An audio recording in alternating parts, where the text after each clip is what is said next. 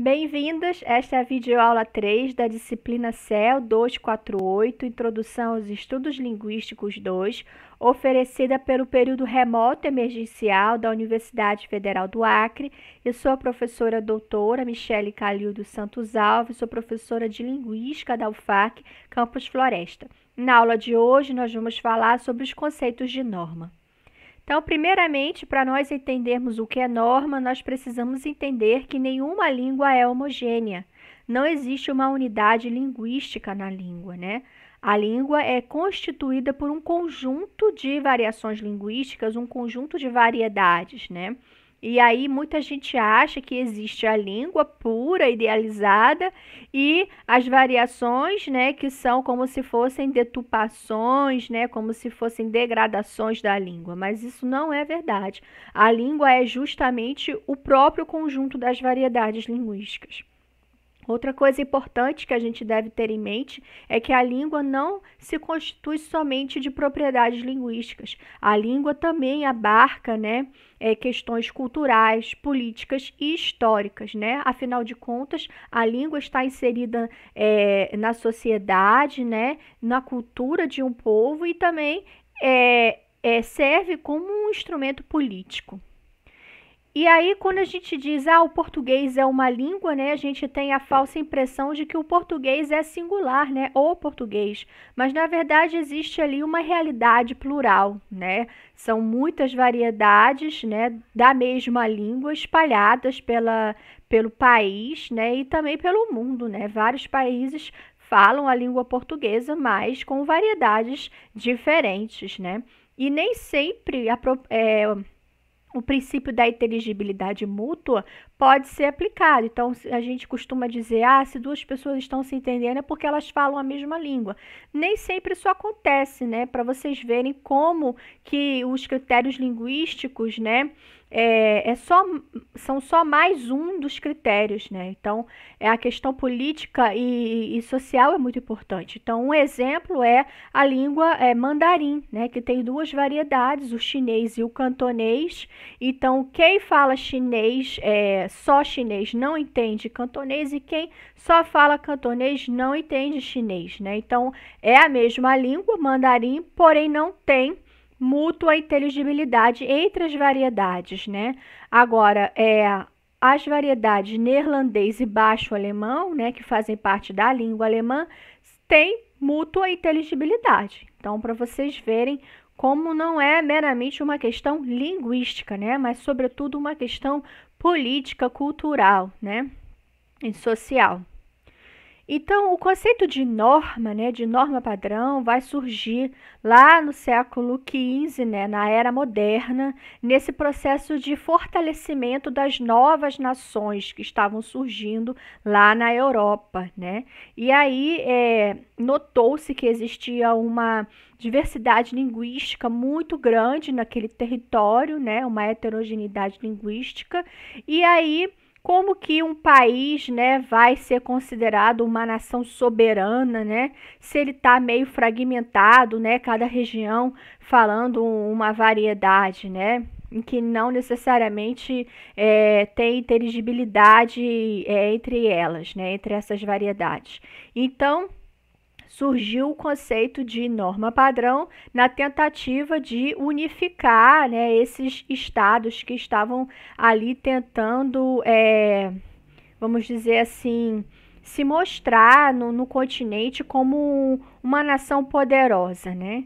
E aí surgiu, então, esse conceito de norma padrão como um modelo, né, para as demais variedades, um modelo idealizado de língua, né, que deveria ser seguido por todos os falantes, né, por todos ali os habitantes daquela nova nação, certo? E desde aquela época, então, tudo aquilo que não seguisse a norma padrão era considerado um desvio, né, era visto com maus olhos, né? E até hoje, né, a linguística ainda, a maior parte da linguística, vamos dizer assim, ainda tem essa falsa noção de homogeneidade linguística, né? Deixando o estudo da heterogeneidade da língua para a dialetologia, sociolinguística, a linguística histórica, a estilística, a linguística antropológica, né? Então, são áreas mais específicas da linguística que vão estudar a diversidade linguística, sendo que, na verdade, a gente deveria pensar em heterogeneidade linguística em todas as áreas da linguística, né? E não somente nessas áreas específicas que eu disse. Então, esse conceito de língua homogênea, né, ela começa, sobretudo, né, a partir dos estudos de Saussure, né? Então, Saussure tem a dicotomia langue-parole, em que langue era, para ele, um sistema, né, justamente a língua, e que deveria ser objeto de estudo da linguística, e que parole seria a individualidade da fala, né? E que não poderia ser o objeto principal da linguística, em virtude do fato de cada pessoa ter sua própria fala. E aí a linguística, como uma ciência, não iria conseguir dar conta de toda essa heterogeneidade, né? Mas nós sabemos, né, que a impressão de que a fala é individual, né, é aparente, porque você pode até pensar, eu tenho meu jeitinho de falar que não é igual a ninguém. Tudo bem, existe o nível individual, mas também existe o nível, né, supra-individual, que a gente chama ali da comunidade de fala. Então, você compartilha traços em comum da sua fala com outras pessoas da mesma comunidade que você, né? Então, lá no início da década de 1950, ainda no estruturalismo, surge então o conceito de norma, através do linguista francês Eugênio Concery. Então, o Concery, ele vai trazer uma tricotomia, né? Ao invés da dicotomia saussuriana, ele vai então acrescentar norma, né? Então, você tem o nível do sistema, né? Que é o nível da sociedade, o nível da norma, que é o nível do grupo social, da comunidade de fala, né? E o nível da fala, que é o nível individual. Então, agora nós temos 3 níveis, né? Para dar conta dessa variabilidade linguística que existe além do indivíduo, né? Então, o que é uma norma? A norma, ela se organiza, né, dentro de um conjunto de possibilidades que são admitidas pelo sistema. Então, não é um caos total, né? Existem algumas possibilidades que o sistema admite que haja variação, né? E aí você vai ter diferentes normas. E uma norma, ela se constitui a partir do que um grupo social costuma, né, tem um hábito, vamos dizer assim, tem um uso corrente, né, daquela língua, né? Então, para você saber do que é uma norma, você precisa, então, descrever como as pessoas normalmente falam dentro daquela comunidade de fala, dentro daquele grupo social, né? Então, por isso que vem a palavra norma, né? Ou seja, do que é normal, né, do que é usual, do que é habitual, né, do que é corriqueiro em uma certa comunidade de fala, tá? Então, para a gramática gerativa, norma seria o equivalente, né, a dizer gramática. Então, cada norma teria uma gramática, e aí vem a questão das gramáticas múltiplas, né? Dentro do gerativismo. Já no viés sociolinguístico, que é mais na pegada do nosso curso, né? Nossa disciplina, a gente vai enxergar norma como uma variedade, né? Ou como sinônimo de uma variedade linguística, tá bom? E é importante, então, a gente saber que toda norma é dotada de organização, toda norma tem uma gramática, né? E aí os linguistas, então, devem descrever, né, cada uma dessas normas, né?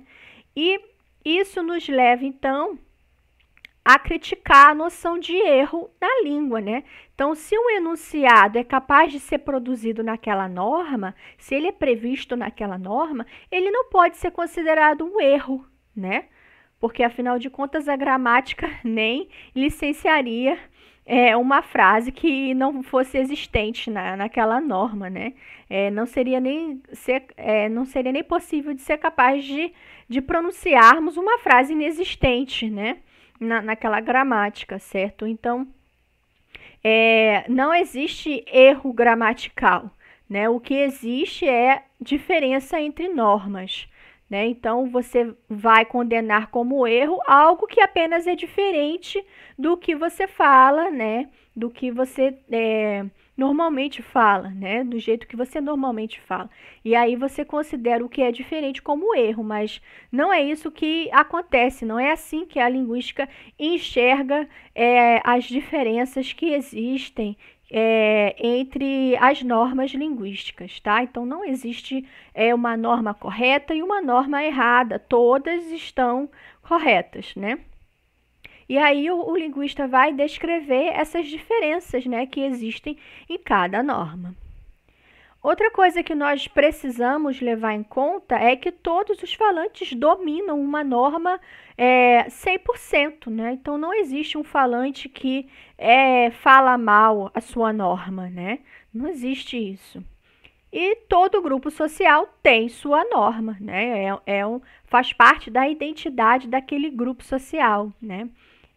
Mas é claro que os grupos sociais são diferentes, têm histórias diferentes, experiências culturais diferentes e, obviamente, vão usar normas diferentes, né? E até discordantes. Então, a gente tem as normas do Nordeste, as normas do Sudeste, em que você, por exemplo, nota uma diferença, né, na pronúncia do fonema, esse fonema inicial da palavra tia, né? Então, no Nordeste, vai ser pronunciado como uma consoante alveolar, tia, e no Sudeste como uma consoante africada, tia, né? Existe também as diferenças entre tu e você, né? Se nós analisarmos todas as variedades existentes aí no nosso país, a gente vai notar que algumas regiões usam mais o tu, outras usam mais o você, né? Então, o tu é ainda bastante utilizado na região Nordeste, né? Na região Norte e também na região Sul, né? Já no Sudeste, a gente tem bastante uso de você, né? Já no Rio Grande do Sul, né, nós temos o tu sendo utilizado tanto com o verbo conjugado na segunda pessoa do singular, né, tu vais, como na terceira pessoa do singular, tu vai, né? E aí, qual é a diferença então? Então, tu vais é utilizado quando você não tem, né, uma familiaridade com o seu interlocutor, em situações em que tem um distanciamento maior entre os locutores, né? Já em Curitiba se usa teu quando você tem familiaridade com o seu interlocutor e seu quando você não tem familiaridade, quando há um distanciamento maior, né? Outro exemplo é a diferença entre o pronome pessoal da segunda pessoa do plural vosso, que é usado no português europeu, e aqui no português do Brasil a gente usa seus ou de vocês, certo? Mas a gente está falando sempre da língua portuguesa, só que são normas diferenciadas, tanto a nível regional, quanto mesmo dentro do mesmo estado, né? Ou a nível, vamos dizer assim, mundo, né? Internacional, né? Os diferentes grupos sociais, eles também se distinguem pelas formas de falar, né, que lhes são próprias. Então, em uma sociedade diversificada e estratificada como a nossa, obviamente vai haver inúmeras normas linguísticas, normas rurais, né, normas rurais de ascendência étnica. Então, a gente vê, sobretudo no sul do país, né, comunidades rurais de ascendência japonesa, né, ascendência alemã, italiana, né. Existem também as normas próprias da periferia urbana e própria dos jovens, né, dessa periferia urbana, certo? Também é importante a gente levar em consideração que um mesmo falante, ele pode sim dominar mais de uma norma, né? Então, a depender do contexto comunicativo, né, do local em que ele está, com quem ele está falando, do assunto, enfim, da situação comunicativa, ele vai utilizar uma norma ou a outra, né? E aí, essa questão de norma como identificação do grupo, né, é muito forte, né? Então, quando você pertence a um grupo social, você vai compartilhar com aquele grupo a mesma norma, né? E isso ali vai também carregar muitos valores socioculturais, né? Então, é a questão da cultura, da sociedade e da norma linguística imbricado, né? E aí, a gente também tem a questão, né, da norma ser vista tanto nessa visão endocêntrica, por quem pertence àquele grupo, né? Então, eu pertenço ao grupo dos adolescentes urbanos e eu vejo que nós falamos, né, vamos dizer assim, de maneira similar, quanto também em uma visão exocêntrica, né? Ou seja, eu não pertenço àquele grupo, eu pertenço a outro grupo, né? E eu sei que nós utilizamos normas diferentes, né? E então existe também a questão, quando você muda de grupo social, você vai então também fazer essa mudança, né, de norma linguística. Então, um exemplo são os jovens, né, que nasceram no interior, na zona rural, né, e que vão trabalhar, vão morar no campo, né, e aí passam a adotar a norma urbana da cidade em que eles foram morar, né. Então, em uma sociedade complexa, é inevitável o contato de muitas normas. Então, é óbvio que as normas elas vão estar o tempo todo, né, se relacionando, certo? Não só porque uma pessoa pode dominar mais de uma norma, mas porque os grupos sociais estão em contato o tempo todo. Então, existe aí uma questão, né, de uma norma influenciar na outra, né? E uma comunidade rural, por exemplo, que tem acesso aos veículos de comunicação, como TV, rádio, internet, né, vai ter contato com as normas urbanas, né? Faladas nos grandes centros, certo? Ou alguém da zona rural que vai trabalhar na cidade também vai ter contato com as normas urbanas, certo? E o mesmo pode se dar, né, ao revés. Então, alguém da zona urbana, né, pode passar uma temporada na zona rural e vai ter contato ali com as normas rurais, tá? Não existem normas puras. Por quê? Porque elas absorvem as características umas das outras. Então, toda norma é híbrida. A gente não tem como separar, não existe uma fronteira clara. Ah, aqui começa uma norma, aqui já começa outra norma, né? Na verdade, o que existe é uma sobreposição, um entrecruzamento entre essas normas, tá? E não existem normas estáticas. Então, assim como as línguas variam e mudam, as normas também variam, né, e mudam, né? A norma linguística também pode sofrer uma mudança em virtude desse contato que nós falamos com outras normas, né? Dessa questão da hibridização de normas, né? Então, para resumir, as normas elas são organizadas, né? Cada uma delas constitui uma gramática, certo? Elas são heterogêneas, né? Porque a mesma norma ela pode ter suas diferenças a depender da região, né? A depender, enfim, de fatores sociais, culturais, a depender do país, certo? Elas são híbridas, porque não existe, então, essa fronteira nítida entre as normas, e elas também são mutantes, né? Elas também podem evoluir com o passar dos anos, tá? Então, agora nós vamos definir, vamos discutir, né, mais a questão da norma culta, né? O que é norma culta?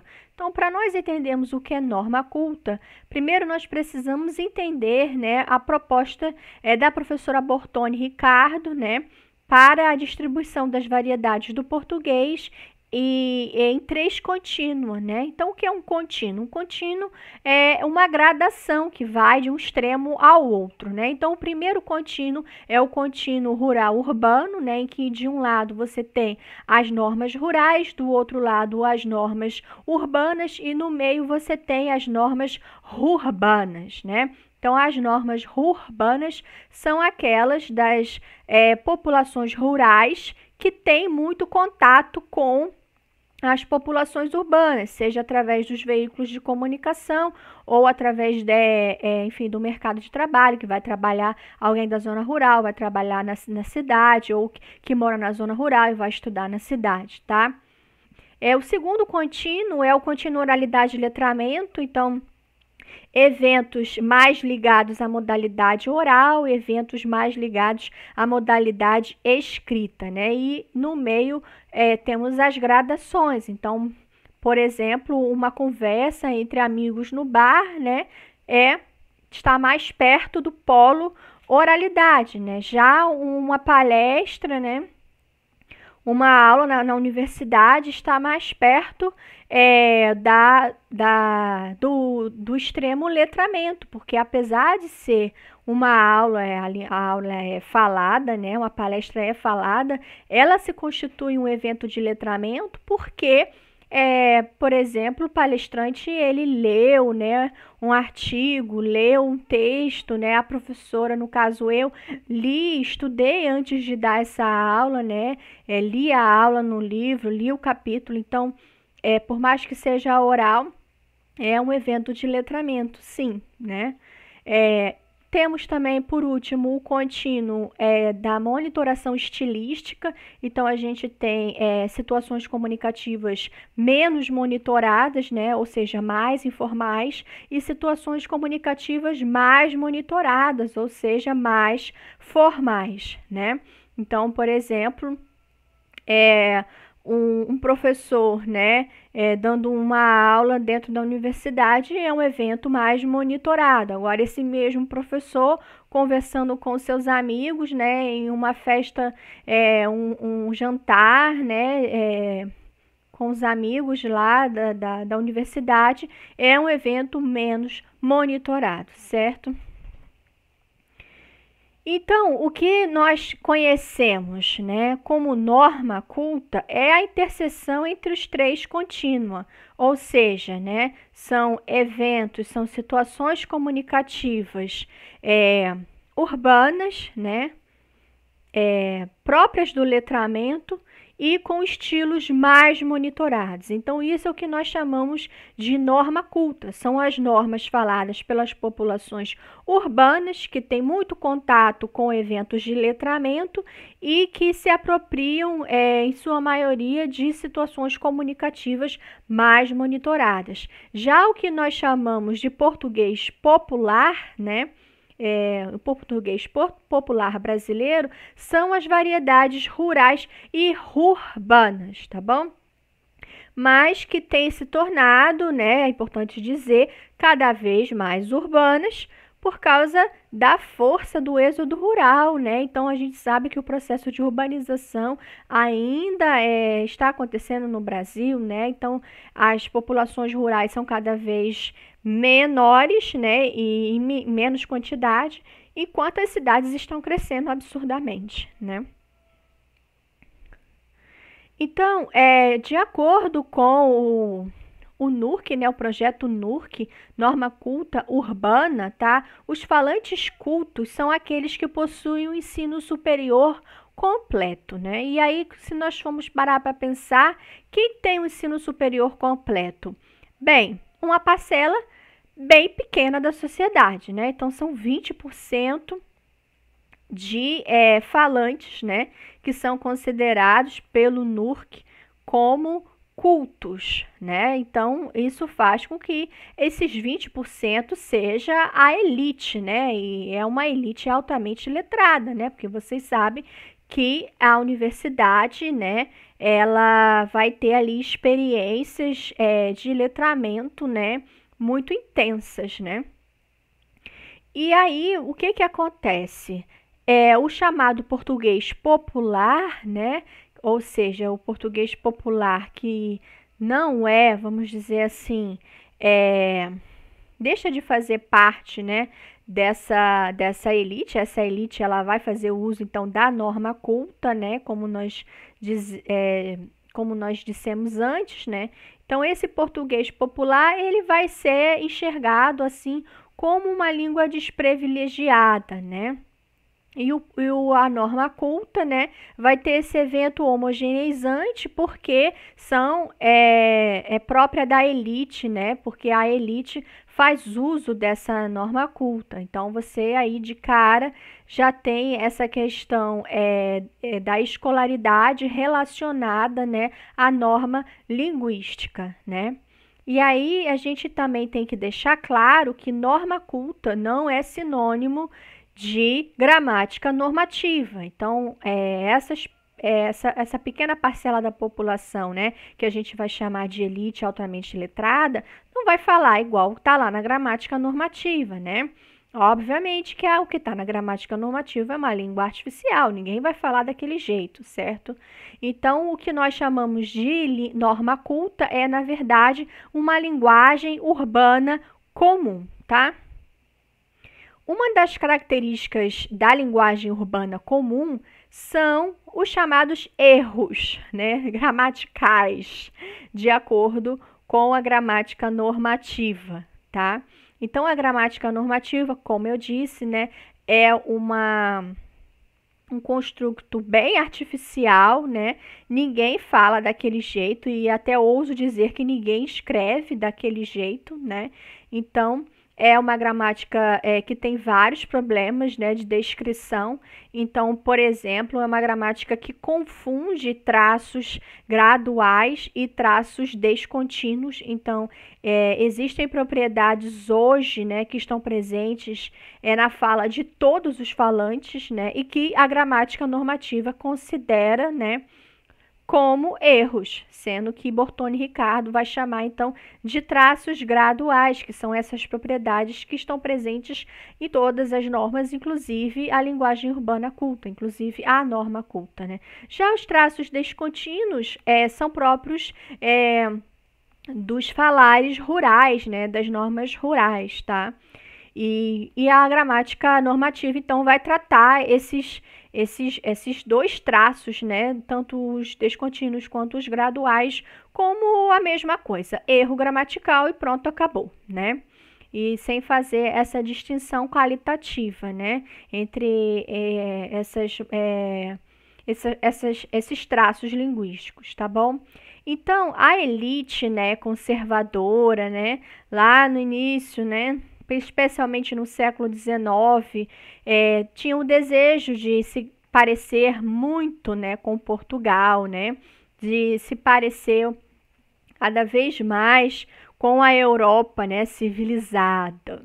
E aí tudo que era brasileiro, né, tudo que vinha do nosso país, que era próprio do nosso país, era considerado, né, vamos dizer assim, inferior, né? E aí a norma padrão, ela vai surgir então nesse século XIX, né, como uma tentativa, né, de, vamos dizer assim, civilizar o português brasileiro, né? E essa norma padrão, ela é artificialmente construída naquela época, né?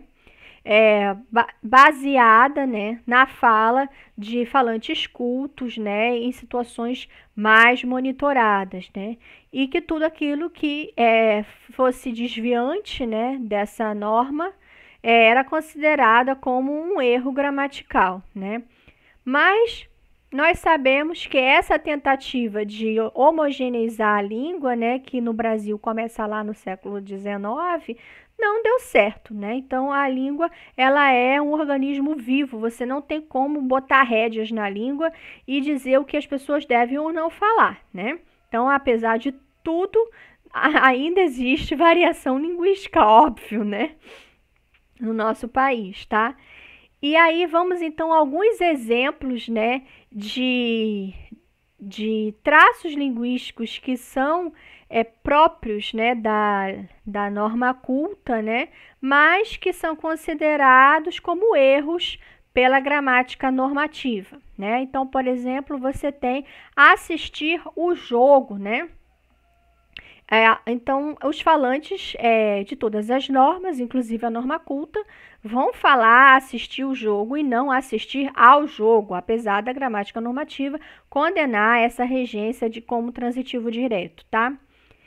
Por exemplo, o verbo visar, até a norma culta vai falar visar o cargo, né? Não visar ao cargo, né? Como diz a gramática normativa, né? Que visar seria um verbo, né, transitivo indireto, né? Então, necessitaria da preposição, mas nós sabemos que a norma culta falada não vai utilizar esse verbo como transitivo indireto, vai utilizar como transitivo direto, visar o cargo, assim como assistir o jogo, né? Mas um exemplo são as colocações, né? Então, as próclises são próprias da fala, né? Inclusive da norma culta, e é claro que a gente vai falar frases como ele não vai nos dar um presente, né? E nós não vamos falar ele não vai dar-nos um presente. Isso não é próprio da fala, né? Nem da norma culta. Mas para a gramática normativa a gente tinha que falar assim, né? Porque a gramática normativa não vê diferença entre fala e escrita, tá? Então, a norma culta, né, e a linguagem urbana comum, apesar de elas terem uma certa unidade, elas não são uniformes, né? Como nós já vimos, as normas não são uniformes, né? E nem a norma culta é. Então, existe a norma culta do sul, do sudeste, do nordeste, do norte, do centro-oeste, né? Enfim. E também nós não podemos esquecer que existe a norma culta falada e a norma culta escrita, né? Então, por exemplo, o uso dos pronomes pessoais oblíquos de terceira pessoa, né? Eles vão aparecer na norma culta escrita, né? Então, você vai falar eu ouvi? Não, você vai falar eu vi ele, né? Só que na hora de escrever, você vai escrever eu vi, né? Na norma culta escrita, tá? Mas na norma culta falada, você não vai falar eu vi, até fica feio, né? Então, essa questão da norma culta falada até prefere não produzir, né, o complemento verbal, até ter o objeto nulo, né? Ah, João, eu vi ontem, né? Sem botar o nosso complemento verbal ou a repetição do sintagma, né? Ah, João, eu vi João ontem, né? O João, eu vi ele ontem. Ou eu vi, João, eu vi João ontem, né? E aí você repete, né? O sintagma nominal pleno, né?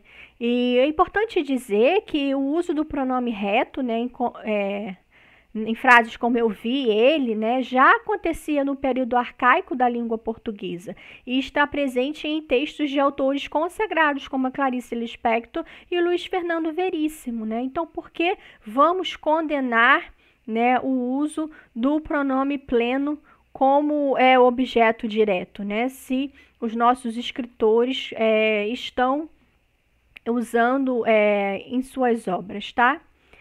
Outro exemplo, né, entre a questão da norma culta falada e da norma culta escrita, né, é a contração da preposição com o pronome sujeito, né? Então, a gente costuma falar na norma culta, né, o fato deles, né?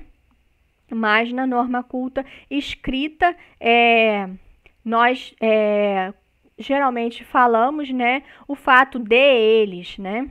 E nós escrevemos o fato de eles. Também a preposição do determinante, né? E a contração da preposição com o determinante. Então, nós costumamos falar na norma culta apesar da, né? Ou motivo do, né? E na escrita, né? Se costuma dizer apesar de a, né? Ou o motivo de o, tá? Mas não existe nenhuma regra na gramática normativa para condenar, né, construções do tipo fato deles, apesar da, o motivo do. Somente uma questão que o Faraco vai dizer que é uma ranhetice da tradição gramatical, tá? Porque não existe nenhuma regra para condenar esse tipo de construção, tá? Um outro exemplo entre a norma culta falada e a norma culta escrita são as orações relativas cortadoras, né? Então, na norma culta falada, a gente fala: este é o livro que mais gostei. E na norma culta escrita, a gente então vai escrever: este é o livro de que mais gostei, né? Com o uso da preposição antecedendo o pronome relativo, né? Mas é importante dizer que as orações relativas cortadoras estão já presentes em textos da grande imprensa, tá? Em textos jornalísticos, apesar de ser ainda considerada inadequada, né? Pela norma culta escrita, tá? Outra coisa importante é que as fronteiras entre norma culta escrita e falada são flutuantes. Então, inovações próprias da fala podem alcançar a escrita, até mesmo em se tratando da norma culta, né? Então, exemplos são os verbos que originalmente são pronominais, por exemplo, se iniciar, se derramar, se quebrar, se esgotar, se deitar, né? Que na norma culta falada são não pronominais, né? Então a gente fala: a aula iniciou, o leite derramou, o vaso quebrou, né? A comida esgotou, né? Vamos dizer assim, o tempo esgotou, né? Eles deitam cedo, né? A gente não vai utilizar ali esse ser, né? Na fala, na norma culta falada. E hoje em dia, até na norma culta escrita, a gente também não usa esse ser, né? Então, a gente vai escrever também, né? Sem o ser. Até mesmo os dicionários como Ruais e Aurélio vão apresentar esses verbos com as duas possibilidades, sendo pronominais e também podendo ser não pronominais, esses dois usos, né, desses verbos, tá? Então, se nossos melhores dicionários, né, não condenam o uso de verbos pronominais como não pronominais, por que que nós vamos então condenar, né? Será que os dicionários então vão deixar de ser nossa referência, né?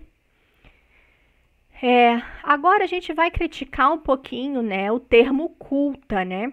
Quando nós falamos norma culta, né, essa palavra culta já é discriminatório, né?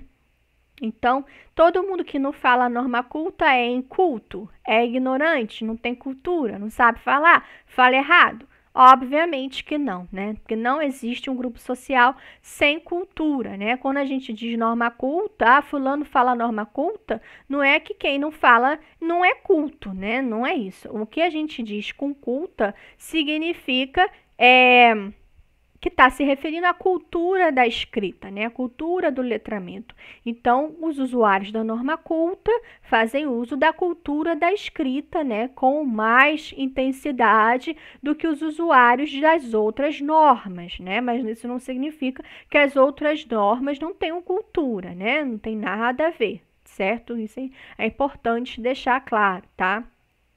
Então, até mesmo eventos de fala, tem como pano de fundo a escrita. Por exemplo, uma palestra, né? Por exemplo, um noticiário da TV. A gente sabe que ali os jornalistas eles estão lendo, né? O teleprompter ou leram, enfim, um script para estar ali, né? O professor leu a aula antes de dar essa aula para os alunos, né? Então, o letramento é mais do que ler e escrever, né? Vai combinar práticas culturais, né? Valores sociais e elementos também linguísticos, né? Então, a questão da escrita também tem o seu valor cultural. Então, tem sociedades que fazem mais uso da escrita, tem sociedades que fazem menos uso da escrita, né? Então, por exemplo, as sociedades indígenas, né? Apesar de muitas línguas já terem ali seu sistema ortográfico, né? E muitas terem livros escritos em suas línguas maternas, né? Mas algumas sociedades ainda permanecem ágrafas, né? Algumas sociedades não têm sistema de escrito, então são sociedades em que você não vai encontrar eventos de letramento, né? tão frequentes quanto em sociedades em que você tem ali uma vivência muito conectada com a escrita, né? Então, tem essa questão também de valores sociais. Por que que as sociedades ágrafas não têm escrita? Por quê? Porque não interessa a elas, né? As narrativas são todas orais, a vida toda vai girar em torno da oralidade, os valores são transmitidos de boca a boca, né? Então, não existe essa necessidade da escrita. Agora, para outras sociedades, a escrita é uma necessidade. Então, não significa que as sociedades que não têm letramento são sociedades menores do que as outras, né? É uma questão de cultura, uma questão social, histórica, tá? O problema é que as sociedades de letramento, né, começam a se achar melhores, né, mais educadas, e que as demais sociedades que não têm escrita são ignorantes, né? O mesmo se diz, por exemplo, do grupo social, que, enfim, que a gente vai chamar de culto, né? Que tem bastante acesso, né, à língua escrita, vai se achar melhor, mais inteligente, né? Do que os outros grupos sociais que não fazem tanto uso da escrita.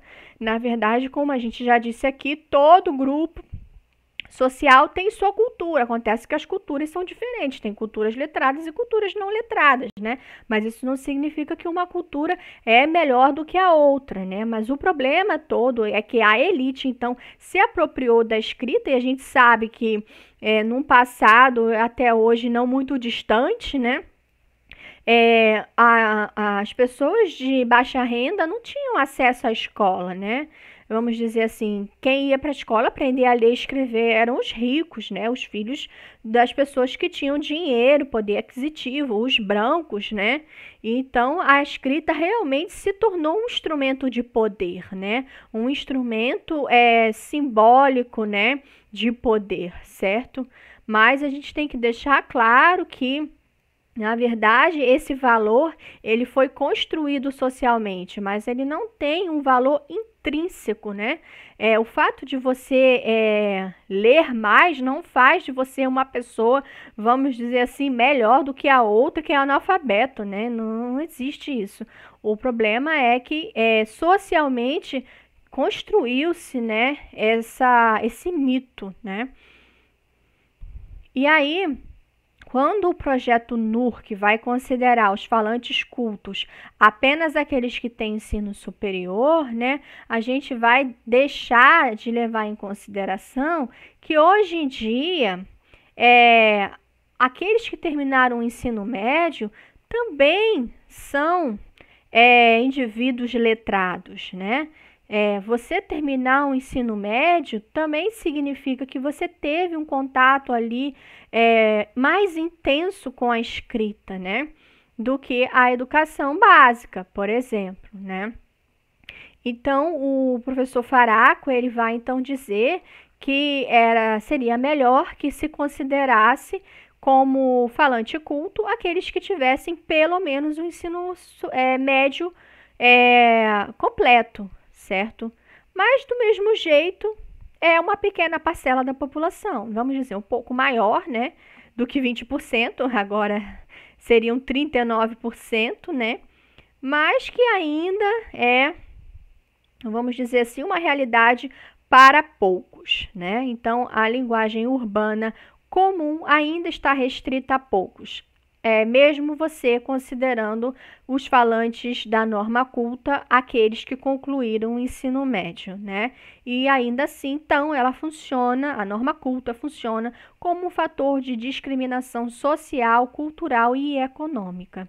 A norma culta ela sempre teve, ela sempre carregou, né? Essa marca elitista, aristocrática, né? Então a elite sempre quis se diferenciar da plebe, né? Do povão, seja através de suas roupas, né? Da alimentação, da arquitetura, da decoração das casas e também através da língua, né? Através da fala, certo? Da sua norma linguística, né? Então são símbolos criados, né? Para se distinguir dos outros, né? Essa questão, novamente, vem a questão da identidade social, tá?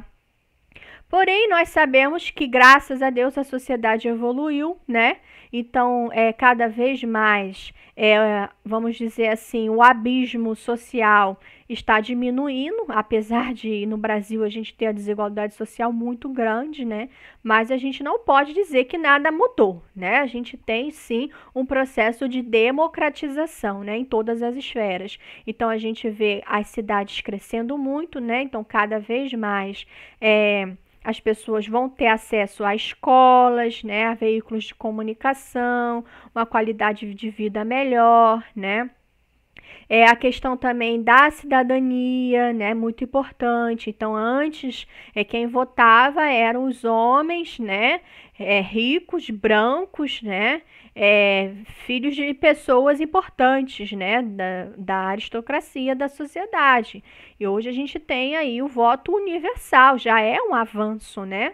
Já é um avanço social. A questão também da universalização da escola, né? Antes, a escola não era para todos, né? Como eu disse antes, a escola era só para os filhos dos homens brancos e ricos, né? Aristocratas. Hoje você tem pelo menos um ensino fundamental, né? Universal. Todas as crianças têm o direito, né? De ter um ensino fundamental, certo? A questão também da comunicação social de massa, né? A questão da democratização da televisão, dos veículos, né?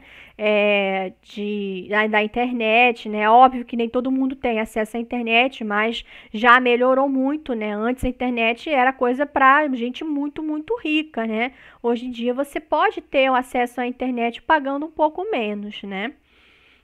Então, todas essas mudanças sociais preconizaram, né, essa democratização da norma culta também. Então, a norma culta, ela já está se espraiando, ela não está somente de posse dessa elite, né? Mas você pode ter ali a norma culta sendo falada também por populações que antigamente, vamos dizer assim, nem sonhavam em falar norma culta, né?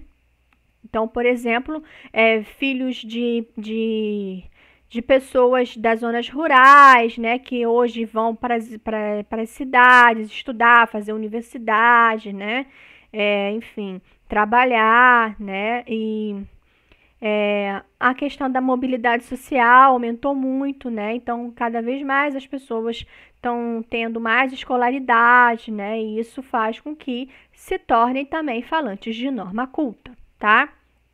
Mas a norma culta é elite, mas vamos dizer que agora é menos elite, né? Está acontecendo um processo de democratização, né? Então, como eu disse, né? A norma culta hoje, a gente não pode dizer que todo mundo faz uso da norma culta. Não é isso, né, que nós estamos dizendo aqui.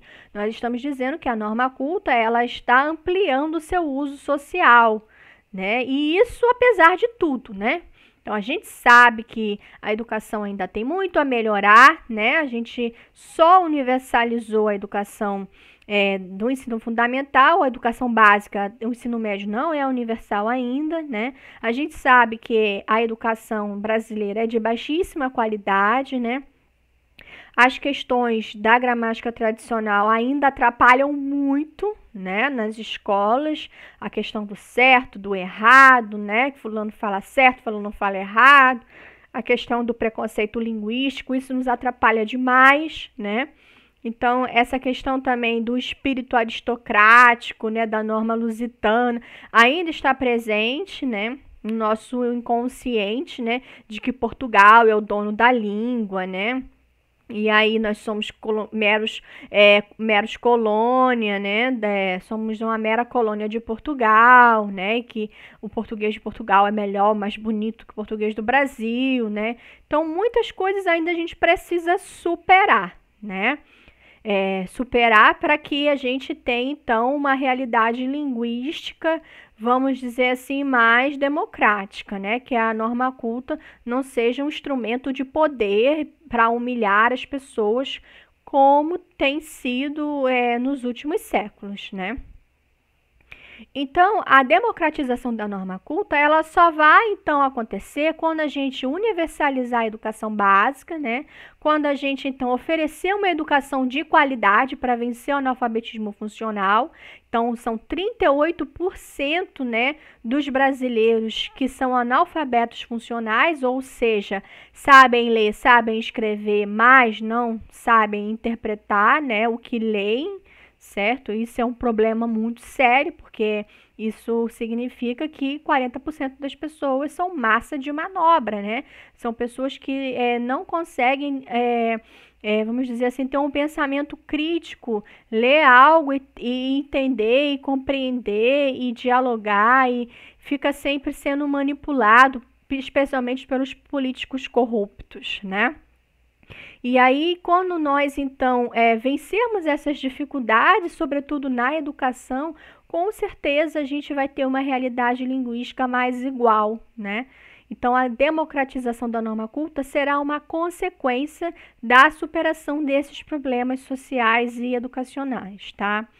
Então, o termo norma culta, né, ele pode ser substituído pelo termo norma comum ou standard. É isso que o professor Faraco vai então defender, porque a palavra culta, né, gera muita polêmica, né, é uma palavra discriminatória, né, uma palavra que realmente segrega as pessoas. Então, não é uma palavra legal de se utilizar. Então, ele vai então oferecer, né, essa alternativa para nós chamarmos o que nós consideramos como norma culta, a norma comum, que é o que as pessoas comumente, normalmente falam, né? Ou a norma standard, tá? Já o professor Marcos Banho, né, esse o primeiro da foto, vai dizer então que seria melhor utilizarmos o termo variedades prestigiadas, né, para nos referirmos às variedades cultas, às normas cultas, e variedades estigmatizadas para nos referirmos às demais normas, né? Mas, de acordo com o professor Faraco, que é esse segundo na foto, né, a palavra prestígio também carrega, né, uma bagagem discriminatória, né? Então, trocar norma culta por norma prestigiada também não é um grande avanço, né? Então, por isso que o professor Faraco vai optar por dizer norma comum, né? Norma standard, tá? Então, a norma culta comum, standard, ela vai designar um conjunto de fenômenos linguísticos que é, ocorrem habitualmente entre os falantes letrados, né? Isso nós já falamos. E em situações mais monitoradas de fala e escrita, né? E aí vem essa questão do prestígio social, né? Que habita o nosso imaginário, né? E tem esse valor social agregado, né, que essa variedade, a norma comum, a norma culta comum standard seria uma variedade melhor, superior que as demais, né, e que as outras normas seriam deturpações, degradações da língua verdadeira, que seria a norma culta, né, mas isso não é verdade, tá?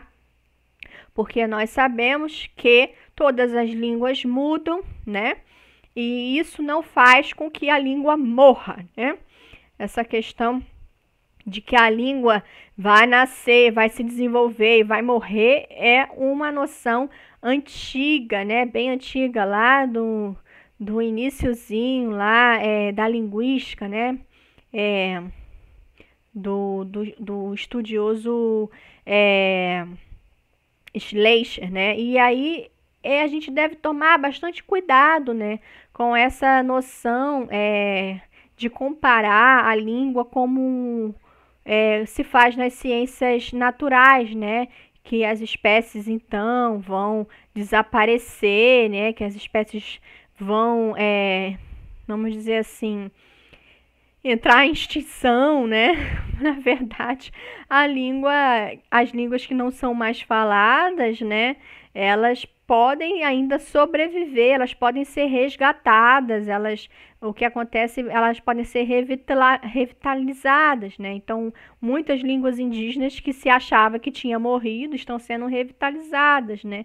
Na verdade, essas línguas, elas nunca morreram, né? Sempre vai ter um falante, mesmo que ele não fale não tenha mais com quem falar, vai ter um falante.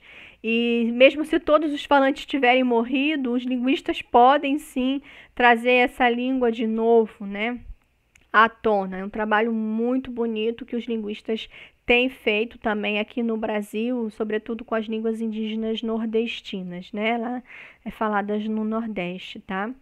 Então, você dizer que a língua está mudando, que isso é um problema e que a língua vai morrer, que você está assassinando a língua, isso não é verdade, né? Isso é um mito, certo? Então, o fato da língua mudar não significa que ela vai se enfraquecer, né? Então, a linguística mostra que toda língua é heterogênea, as línguas mudam, né? E as línguas elas não morrem, né? O latim não morreu, o latim está vivo, né? Nas línguas neolatinas, né? O português, o espanhol, o italiano, né? O latim está vivo nessas línguas. Até hoje a gente fala latim, né? Em algumas palavras da nossa língua, né? Em muitas palavras, na verdade, né? Até na área da biologia, o latim é muito presente, né, nas áreas naturais, né, nas ciências naturais, certo? Então, a gente deve também levar em consideração que os critérios linguísticos, né, não servem, né, não são os critérios linguísticos que julgam uma língua melhor do que a outra, né? Os critérios que julgam uma norma ou uma língua melhor do que a outra são critérios sociais. Então, é como se fosse um reflexo, né, da sociedade. Então, o grupo social que é marginalizado socialmente, né, ele também vai ser marginalizado linguisticamente, né? Então, se a periferia é considerada inferior, né? É, vamos dizer assim, por quem mora no centro, né? A norma da periferia também vai ser considerada uma norma inferior por quem mora no centro da cidade, né? Então, são questões sociais, questões culturais ali envolvidas, né? Então, a gente precisa entender, vamos voltar lá à questão da norma padrão, né? Então, quando você tem o surgimento, né, dos novos países, né, que aí vai surgir ali a figura do rei, né, da nação e o feudalismo, então, ele vai desaparecer e dando lugar a essa centralização política, social e econômica, surge esse conceito de norma padrão, como eu expliquei para vocês, né? Então, existe ali uma tentativa, né, de unificar essa nação, né, que antes era centralizada a partir da sociedade feudal. Então, no feudalismo, você tinha ali pequenas cidades que eram como se fossem pequenos países, tinham suas próprias moedas, tinha sua própria língua, tinha, enfim, sua própria cultura, era tudo descentralizado. Então, eram muitos feudos, né? O poder era descentralizado. E aí, quando você tem o início do absolutismo, o feudalismo, então, cai por terra, né? E existe essa necessidade de homogeneizar, de centralizar tudo na figura, né, do rei, na figura, enfim, de uma nação unificada, uma nação soberana, né? E aí essa tentativa de uniformizar a língua vem junto com o conceito de norma padrão, em que seria essa norma, que seria um modelo, né, para todas as outras normas que todos deveriam seguir, tá bom? Então, a norma padrão não vem no sentido de descrever a língua, né? Mas no sentido de padronizar a língua, tá? E aí os dicionários e as gramáticas passaram a ser aceitos como instrumentos de medida de comportamento, né? Então, vão ser as gramáticas e os dicionários que vão dizer, então, como que os falantes devem falar, né? E aí regular o que é correto e o que não é correto, tá bom? E essa norma padrão vai então apagar a diversidade linguística, né? Apagar essa questão da referência, né? Que existe em cada região, né? Enfim, em cada grupo social, tá? É óbvio que a norma padrão não conseguiu fazer isso, mas era o objetivo inicial, tá? É unificar as demais normas utilizando instrumentos coercitivos, né? Como dicionários, gramáticas, tá? Então, apesar da norma culta não ser a norma padrão, a gente já falou aqui, né? A norma padrão, aquela que está lá na gramática, nos dicionários, é a que mais se aproxima, a norma culta é a que mais se aproxima da norma padrão, tá bom? Até porque são as pessoas que regulam o que é as pessoas que fazem uso da norma culta, né? E as pessoas que defendem a norma padrão vêm dos mesmos estratos sociais, né? A elite, tá bom? Mas a norma padrão, novamente, é artificial, anacrônica, né? Ela não é uma norma falada, né? E nem escrita, né? Vamos falar a verdade aqui, né? Ninguém vai escrever, nem Mesóclise se usa mais, né? Pelo amor de Deus. Ok. Então, a norma padrão, ela vai surgir, como eu disse, no Brasil, lá na segunda metade do século XIX, né? Com essa tentativa, né?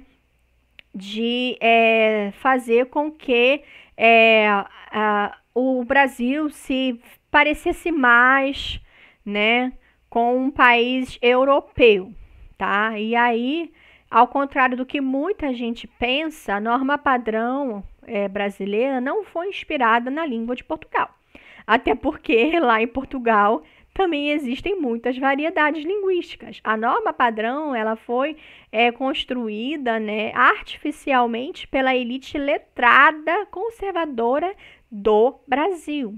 E aí elege-se como modelo os escritores românticos de Portugal, como Camões, né? E aí também não foi uma imposição da metrópole, como muita gente acha, não foi Portugal que mandou a gente falar a norma padrão, não foi isso, né? Foi a própria elite brasileira tinha o desejo, então, de ter essa norma padronizada, né? Tentando ali lusitanizar a população, tá? E aí, por trás disso, tinha esse desejo da elite brasileira viver num país branco, né? Num país que se parecesse muito com a Europa, como eu disse, né? E tudo aquilo que vinha, que era próprio do Brasil, né? Todos os fenômenos linguísticos próprios da variedade brasileira era chamado por eles de português de preto ou pretoguês, né? Então eram mal vistos, né? E considerados como desvios, degenerações da língua, né? E aí, então, no Brasil, a gente vê uma diferença do que aconteceu na Europa. Enquanto na Europa a norma padrão vai surgir como instrumento de unificação do Estado, né? De tentar, então, fortalecer a nação.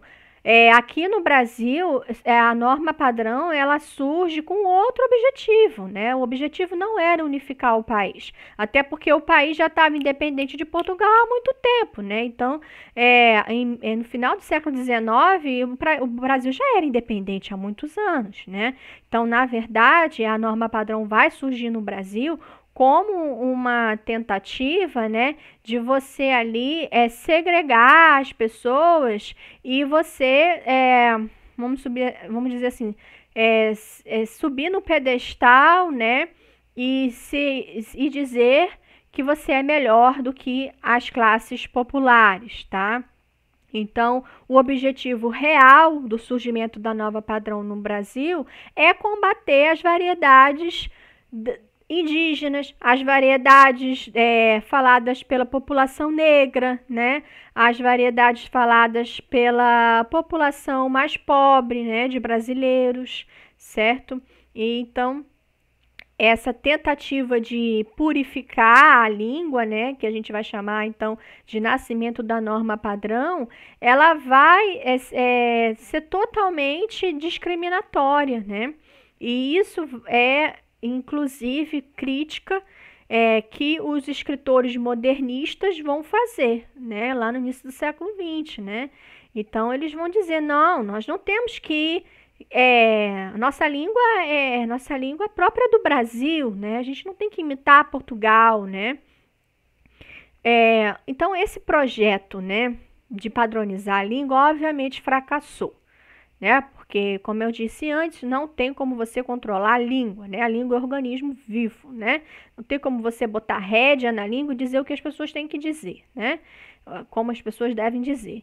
Então, isso não foi capaz de frear a variação linguística, né? Óbvio, mas nos causou muitos danos, né? E ainda nos causa muitos problemas. Então, alguns linguistas, né, como o professor Dante Lucchesi, esse da foto, propõem que a gente então reformule a nossa norma padrão, né? Já que a norma padrão é uma norma que ninguém mais fala, né, que ninguém nunca falou, vamos dizer assim, que só está lá no mundo da gramática, né?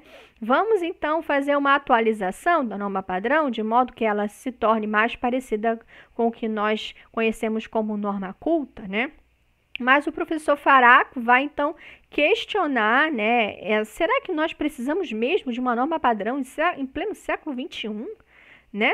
Será que realmente a gente precisa padronizar as coisas? Será que as variedades estão colocando em risco a nossa unidade, né? Como língua? A resposta é não, né? Então, a gente sabe que essa tentativa de padronizar a língua nunca dá certo, né? Então, não é agora que vai dar, tá? Então, para o professor Faraco, na verdade, o projeto de atualizar a norma padrão poderia ser substituído pelo que realmente importa, né?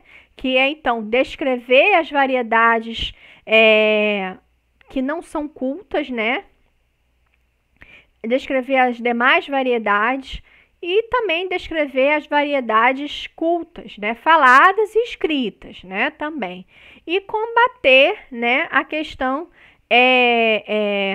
do preconceito linguístico, né, que ele vai chamar também de norma curta, né, que é uma norma que é artificialmente fixada, né, por pessoas que não entendem nada de língua, não entendem nada de gramática, não são pesquisadores, não são especialistas, mas se acham no direito de dizer quem fala certo e quem fala errado, né? Com o propósito de humilhar as pessoas, de desqualificar as pessoas, né?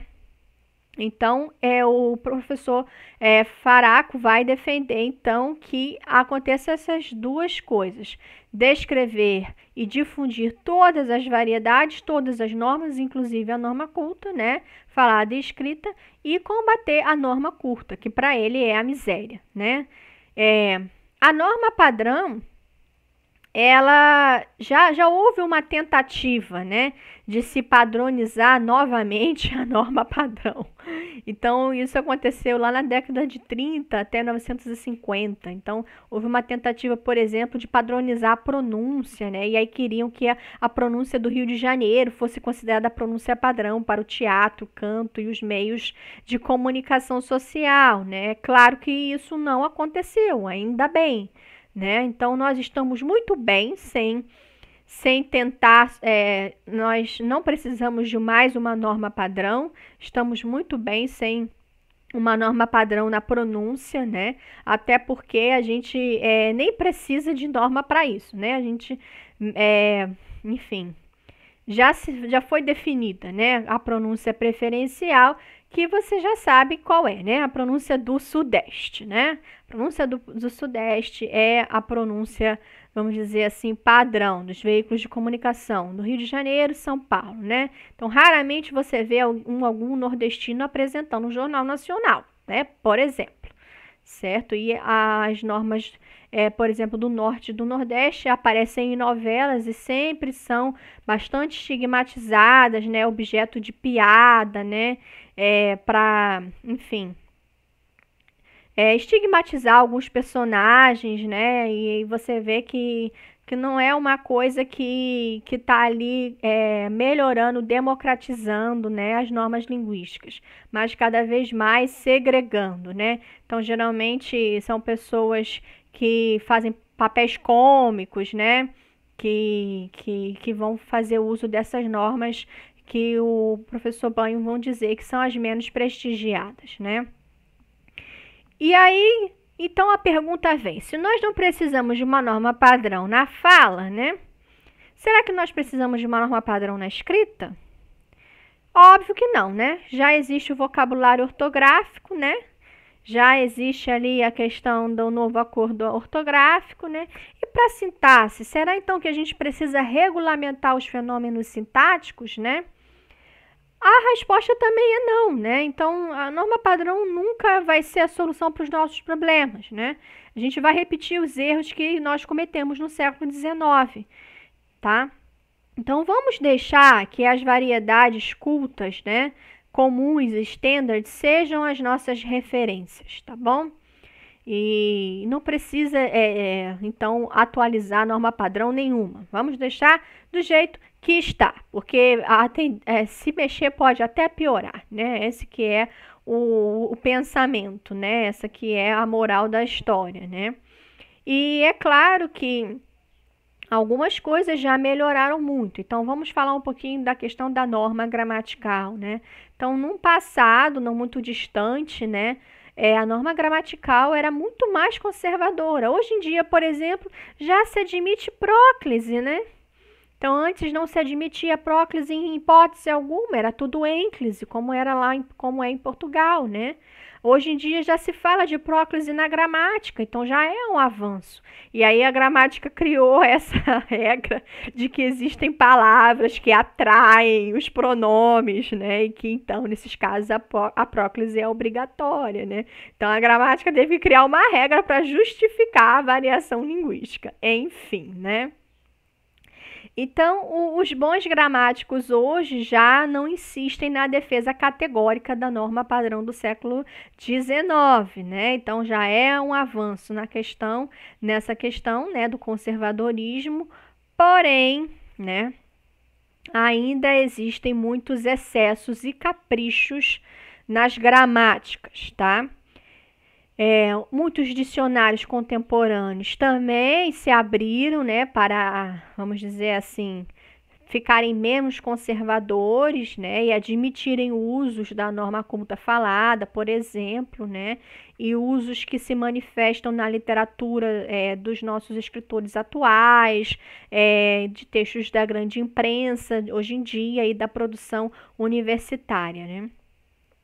Agora vamos falar do que o professor Faraco vai chamar de norma curta, né? Então, ele vai chamar de norma curta um conjunto de preceitos, né, de dogmas, que não tem respaldo nenhum na linguística, nem nas gramáticas, nem nos dicionários, tá? Mas que são instrumentos normativos para sustentar a cultura do erro, tá? De ficar julgando as pessoas, apontando o dedo, né?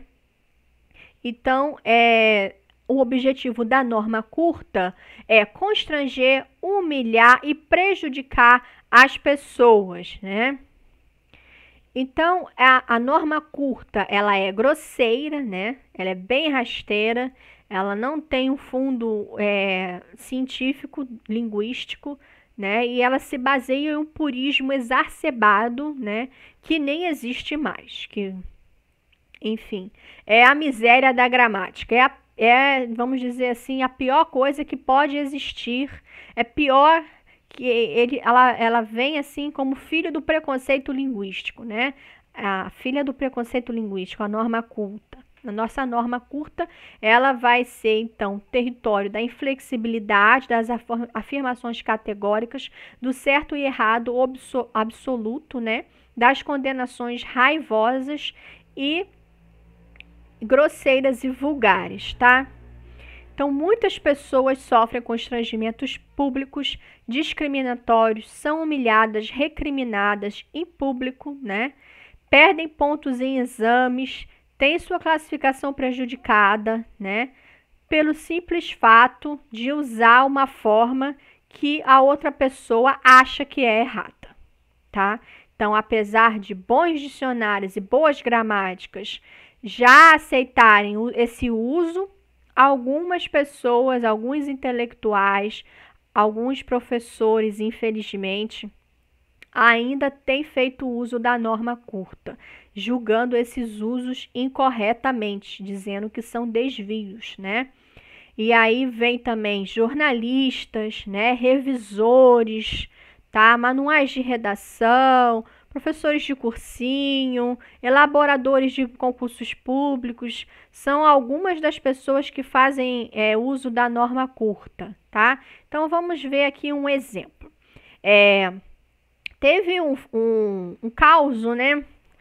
Um acontecimento em que o ex-presidente FHC foi criticar o presidente Lula, né? Dizendo que o Brasil precisava de dirigentes que falassem bem a língua, e aí ele falou, né, que sejam, entre aspas, melhor educados, né, e não desprezem a educação, a começar pela própria. Aí todo mundo caiu de pau, né? O FHC falou errado, bem feito, foi criticar o Lula, e aí ele mesmo falou errado, porque não é melhor educados, é mais bem educados, né? Porém, a verdade é que o FHC, né, não cometeu um erro de gramática, tá? Porque melhor educados existe e está e não é condenada pelas gramáticas e pelos dicionários. Então, por que a mídia e os críticos insistiram tanto em taxar de erro, né? É a norma curta. Além disso, a gente sabe que em todo o país, toda polêmica termina na questão da gramática. Quando os argumentos acabam, né, a pessoa sempre fala: você também nem sabe falar direito, você também nem sabe escrever, né? Então, vocês podem ver, sempre tem no final de um barraco, de vez em quando sai a norma curta, né? Na maioria das vezes, eu já vi muitas vezes a norma curta saindo. Quando acaba os argumentos, vem o argumento: mas você não sabe falar, você escreve errado, você fala errado, né? Chamando o outro de ignorante, né? Um exemplo, então, da norma curta, né, é o do verbo namorar, né? Então, bons dicionários como Ruais e Aurélio e do professor Luft dizem que namorar podem ter que o verbo namorar pode ter duas regências.